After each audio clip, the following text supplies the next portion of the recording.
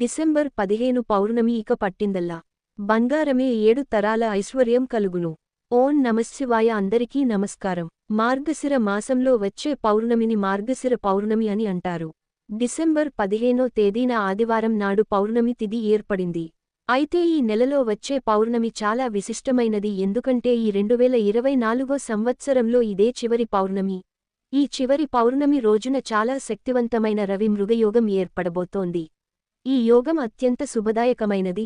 పౌర్ణమితో కలిసొచ్చే ఈ రవి మృగయోగం రోజున లక్ష్మీదేవిని పూజిస్తే అపార సంపదలు చేకూరుతాయి, విపరీతమైన ధనలాభం కలుగుతుంది. ఈ పౌర్ణమి రోజున చేసే పూజలకు అలాగే కొన్ని శక్తివంతమైన పరిహారాలకు కోటి రెట్ల పుణ్యఫలితం లభిస్తుంది.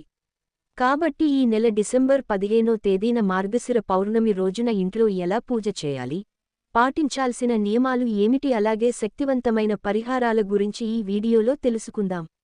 ముందుగా ఈ వీడియోకి ఒక లైక్ కొట్టి మా ఛానల్ని సబ్స్క్రైబ్ చేసుకోండి. ఈ మార్గశిర పౌర్ణమి రోజున విశేషంగా లక్ష్మీదేవిని పూజించాలి.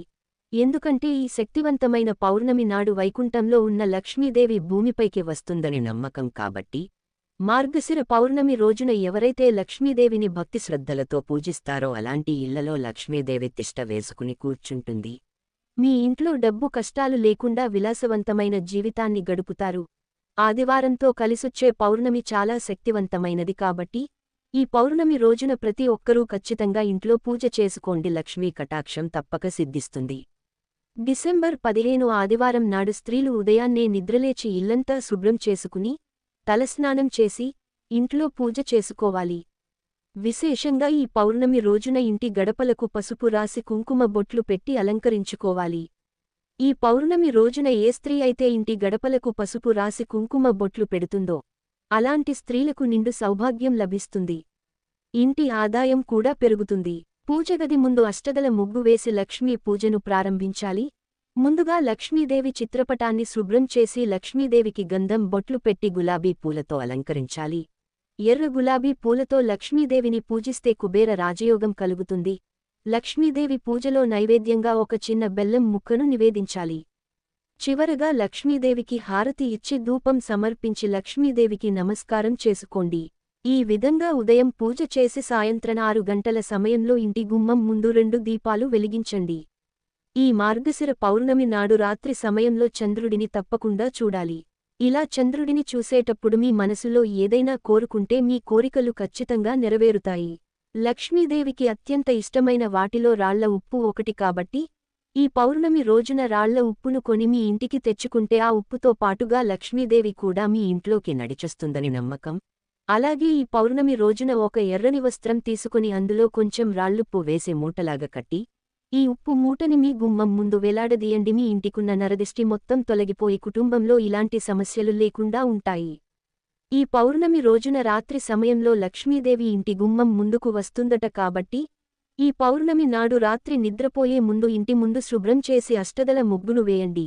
మీ ఇంట్లోకి ఖచ్చితంగా లక్ష్మీదేవి అడుగుపెడుతుంది. పౌర్ణమి రోజున రావి చెట్టును పూజిస్తే విశేషమైన పుణ్యఫలితం లభిస్తుంది. రావి చెట్టును దేవతల నివాసంగా భావిస్తారు. కాబట్టి ఈ పౌర్ణమి రోజున ఏదైనా దేవాలయానికి వెళ్లి రావి చెట్టు కింద ఒక దీపం వెలిగించి రావి చెట్టుకు 5 ప్రదక్షిణాలు చేస్తే పట్టిందల్లా బంగారం అవుతుంది. మీ కుటుంబానికి అష్టైశ్వర్యాలు కలుగుతాయి. మీ ఇంటిపై దేవతల అనుగ్రహం ఎల్లవేళలా ఉంటుంది. అలాగే ఈ పౌర్ణమి రోజున ఒక రావి ఆకుని మీ ఇంటికి తెచ్చుకొని మీ బీరువాలో పెట్టుకోండి. ఇంట్లో డబ్బు సమస్యలు లేకుండా ఉంటాయి. అనవసరపు ఖర్చులు తగ్గుతాయి. ఇంటి ఆదాయం విపరీతంగా పెరుగుతుంది.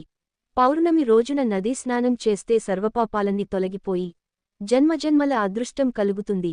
అయితే నదీ స్నానం చేయలేని వారు నీటిలో కొంచెం పసుపు వేసుకొని స్నానం చేయండి. జాతక దోషాలు తొలగిపోయి మీ జాతకంలో అదృష్టం పెరుగుతుంది.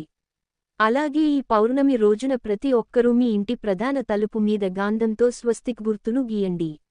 ఇలా చేయడం వల్ల మీ ఇంట్లోకి లక్ష్మీదేవి ఆహ్వానం పలుకుతుంది. ఇక విపరీతమైన డబ్బు సమస్యలతో బాధపడేవారు ఈ పౌర్ణమి రోజున రాత్రి సమయంలో కర్పూరం మీద ఒక లవంగం పెట్టి కాల్చండి. పౌర్ణమి రోజున ఇలా చేయడం వల్ల మీ ఇంటి ఆదాయం రెట్టింపు అవుతుంది. డబ్బుకు సంబంధించిన సమస్యలన్నీ తొలగిపోతాయి.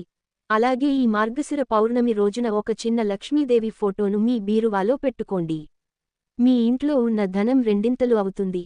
ఈ మార్గశిర పౌర్ణమి రోజున విష్ణు రూపమైన తాబేలును పూజిస్తే లక్ష్మీదేవి అనుగ్రహంతో సిరిసంపదలు కలుగుతాయి. లక్ష్మీదేవి స్వరూపమైన ఆడవారు పౌర్ణమి రోజున ఇంట్లో కంటతడి పెట్టకూడదు, భార్యాభర్తలు గొడవలు పడకూడదు. ఎవరికైతే అప్పుల సమస్యలు ఉంటాయో అలాంటివారు ఈ పౌర్ణమి రోజున శివాలయానికి వెళ్లి శివలింగానికి అభిషేకం చేయండి. అప్పుల సమస్యలన్నీ తీరిపోతాయి. ఈ పౌర్ణమి రోజున ఎవరైతే ఉపవాసం ఉంటారో అలాంటివారికి అఖండ రాజయోగం కలుగుతుంది. జీవితంలో ఉన్న కష్టాలన్నీ తొలగిపోతాయి.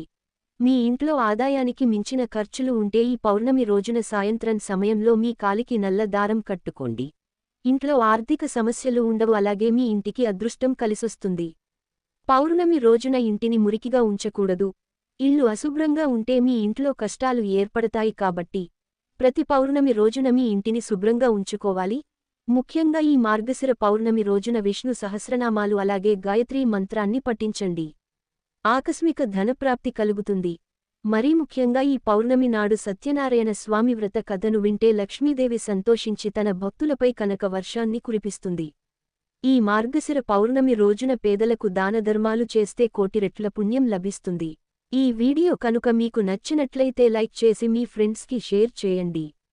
అలాగే ఇలాంటి మరిన్ని కొత్త వీడియోస్ కోసం నా ఛానల్ని సబ్స్క్రైబ్ చేసుకుని పక్కనే ఉన్నటువంటి బెల్ ఐకాన్ని ప్రెస్ చేయండి. Thank you for watching.